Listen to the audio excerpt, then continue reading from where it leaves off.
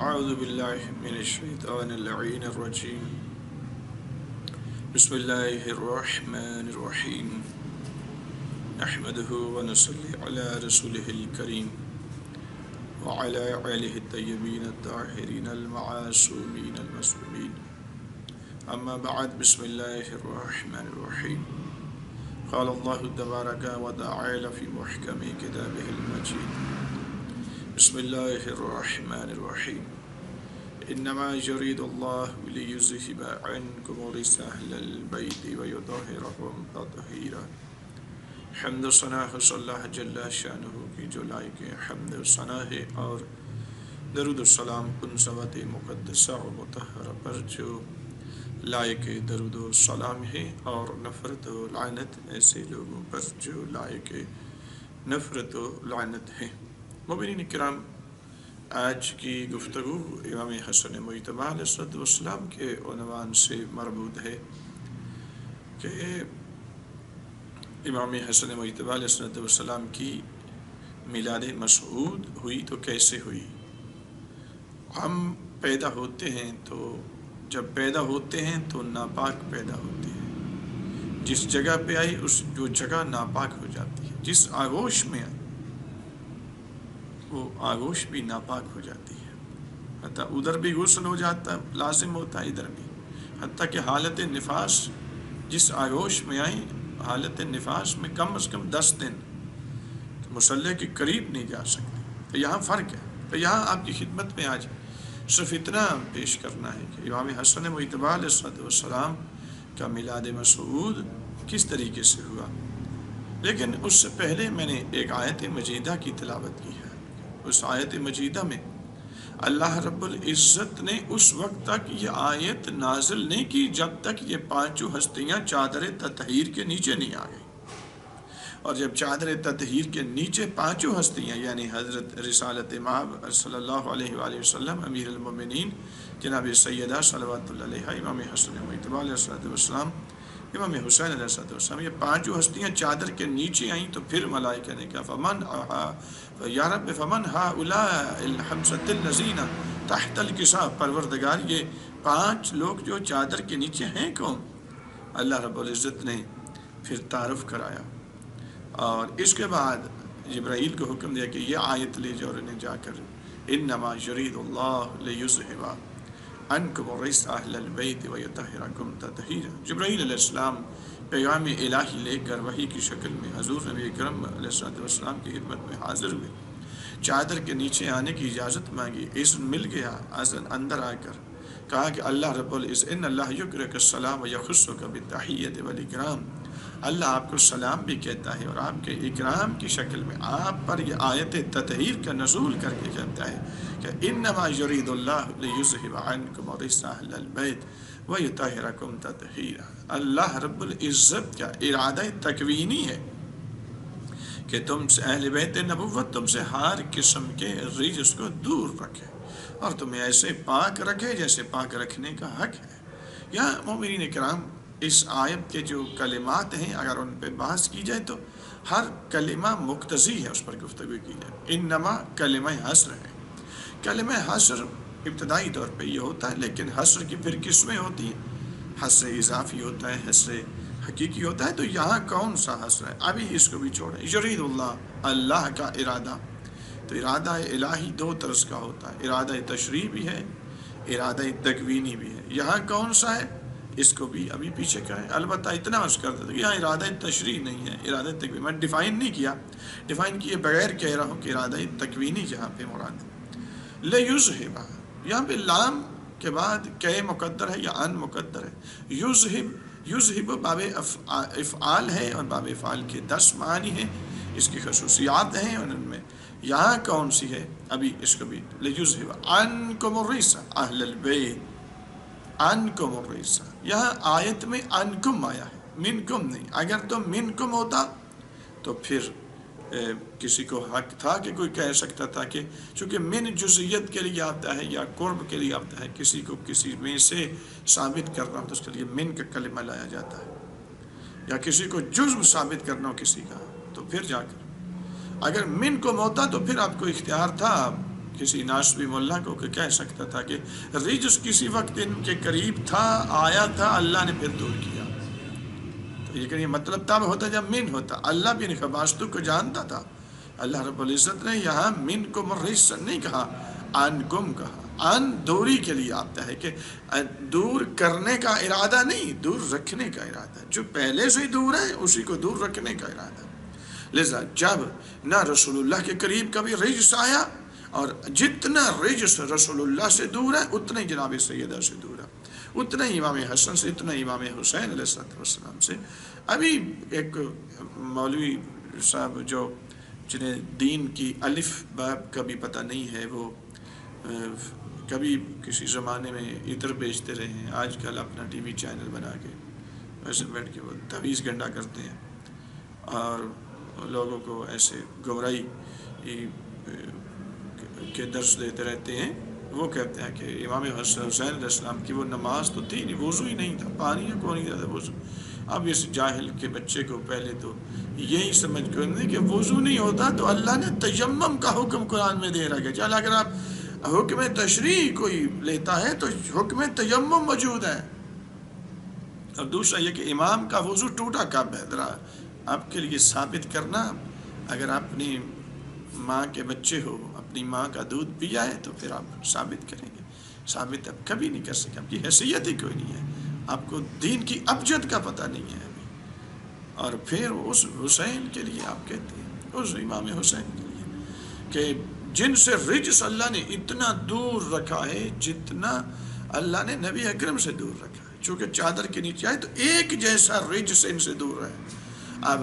ان کم آیا ہے، ان دور رکھنے کا ارادہ، دور کرنے کا ارادہ نہیں ہے. کیا اس کو جاتا ہے جو پہلے قریب ہو پھر دور کیا جائے. لیکن یہ تب ہوتا جب من کو مرسا ہوتا. لیکن آیت میں من کا کلمہ نہیں آیا، ان کو مرسا آیا ہے. تم سے رجس کو دور رکھنے کا ارادہ، اور تم ایسے پاک رکھے جیسے پاک رکھنے کا حق ہے. اس طرح ارادہ الہی ہے. تو آل محمد کو پاک رکھنے کا وعدہ اللہ نے اپنے ذمہ لیا ہوا ہے. اب اگر کوئی ان میں سے کسی کے قریب کو رجس کا تصور آنے کا تصور کرتا ہے، رجس کے قریب آنے کا تصور کرتا ہے، تو وہ در حقیقت ان پہ احترام نہیں کر رہا، وہ اللہ کی قدرت کی نفی کر رہا ہے، اس کے ارادہ تکوینی کی نفی کر رہا ہے، اس کی آیت قرآن کی آیت کی مخالفت کر رہا ہے. وہ شخص بہت ناسبی ملا ہے. اس ملا کو کیا پتا. میں انشاءاللہ اس پہ گفتگو پوری تفصیلی آپ کی خدمت میں عرض کروں گا کہ امام حسین علیہ السلام کی شان میں جو اس ملعون ملا نے گستاخی کی ہے. اور ہم انشاءاللہ ابھی تو چونکہ اس مقدمہ میں ہم تھے اشرف جلالی والے میں ابھی بھی ہیں، تو ورنہ ہم ضرور اس کا محاسبہ چلیں انشاءاللہ دیکھتے ہیں پھر بعد میں کہ آگے کیا ہوتا ہے. ابھی صرف میں عرض کروں مومنین کرام، رجس کہ جتنی قسمیں ہیں وہ تمام کی تمام قسمیں رجس کی جس طرح میرے نبی سے دور ہیں اسی طرح امام حسن سے دور ہیں، اسی طرح امام حسین سے دور ہیں. جتنی میرے آقا کریم سے دور ہیں اتنی ان سے دور ہیں. اللہ نے یہاں فرق نہیں رکھا. حضور بھی چادر کے نیچے ہیں، حضور کی اہل بیت بھی چادر کے نیچے ہیں. اللہ رب العزت نے برابر دور کرنے کا ارادہ کیا. نہ میرے آقا کریم علیہ السلام کے قریب آ سکتا. ارے ملا امام حسین کو نہیں کہتا دار حقیقت کی حضور نبی اکرم کو بھی انہوں نے چھوڑا نہیں ہے. کہتے ہیں کہ 40 سال تک نعوذ باللہ گناہ کرتے رہے اور دل پر سیاہی کے دبے گناہوں کی وجہ سے. میں نے پھر جبرائیل نے اوپن ہارٹ سرجری کی، قلب کو باہر نکالا، اسے 10 مرتبہ زمزم سے دھویا، نچوڑ کر خون نکالا. ھذا حظ الشیطان منک، نعوذ باللہ یہ جو شیطان کا حصہ تیرے دل میں آج ہم نیا نبی تیرے دل سے باہر نکال دیا. تو اس میں ایمان اور حکمت کا بھر دیا. میں یہ صحیح مسلم کے جملے ہیں، یہ روایات ہیں. خود رسول اللہ کو بھی انہوں نے نہیں اسپیئر نہیں کیا. یہ بہت بڑی گستاخی ہے حضور نبی کی، قرآن کی مخالفت ہے. میرے سامعین کرام، اللہ کہہ رہے ہیں تم سے رجس کو دور رکھنے کا ارادہ،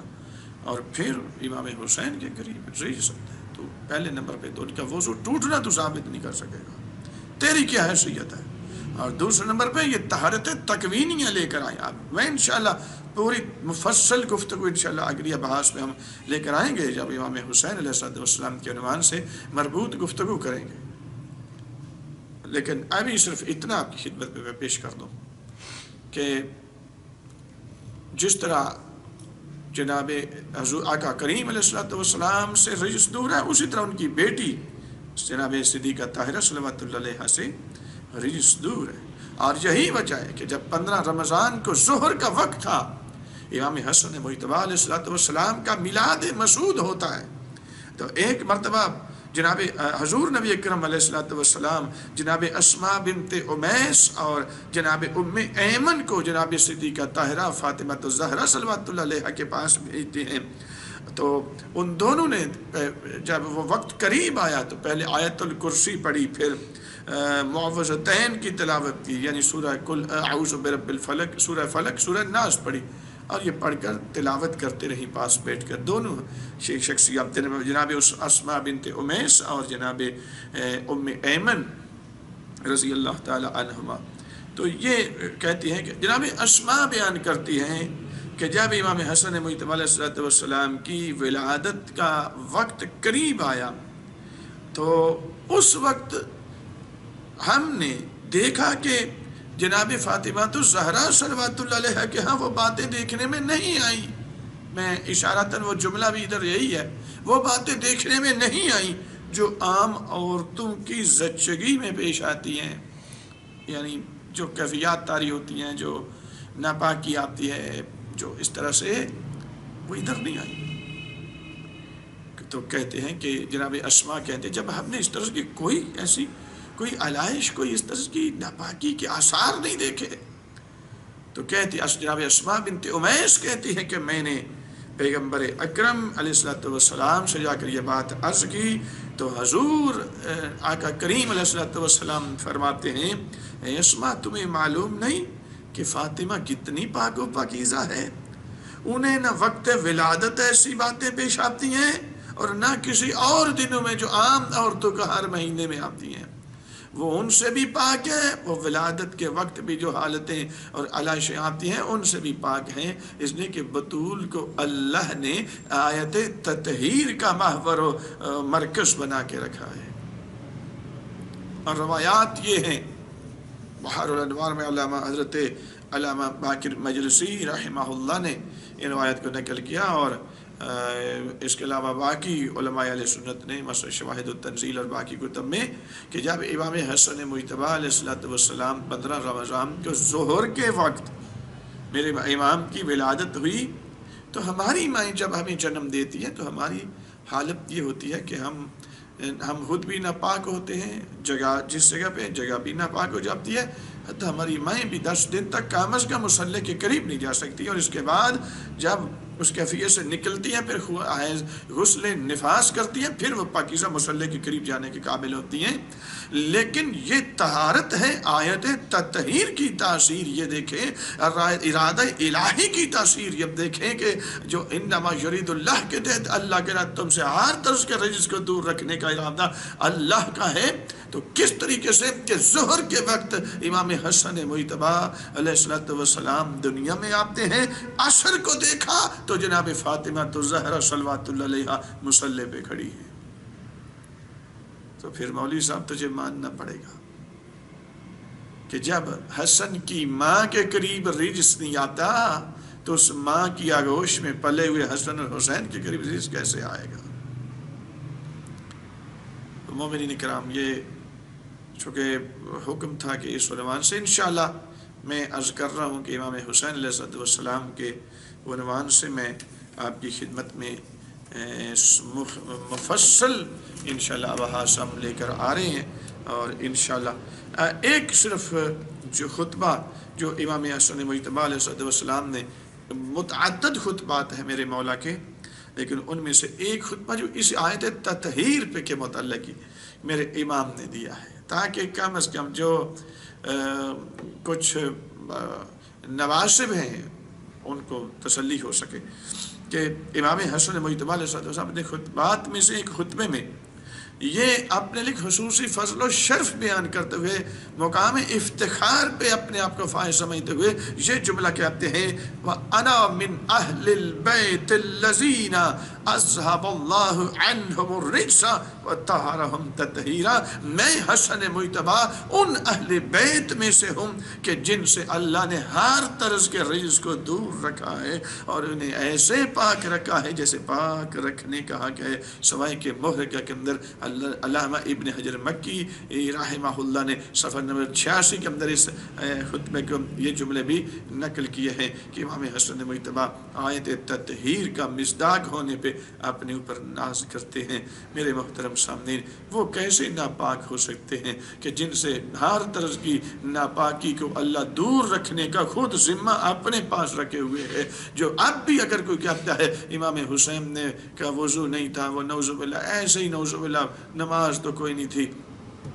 یا پھر اسی طرح ناپاک اور رسول اللہ کے قلب کے اندر جو سیاہی کا دبا اور نعوذ باللہ شیطان کا حصہ، یہ در حقیقت اسرائیلیات ہیں، اور بنو امیہ جو کہ اسرائیلیوں کے ایجنٹ تھے، انہوں نے آ کے اس طرح سے ان روایات کو دین اسلام کا نام دے کر مسلمانوں کے اندر گھسیڑ دیا کہ آج امت کی ایک بہت بڑی تعداد انہی توہین امیز روایات پر عقیدہ رکھے ہوئے ہے۔ پروردگار ہمیں اپنے عقیدے کو صحیح و سالم رکھنے کی توفیق عطا فرمائے۔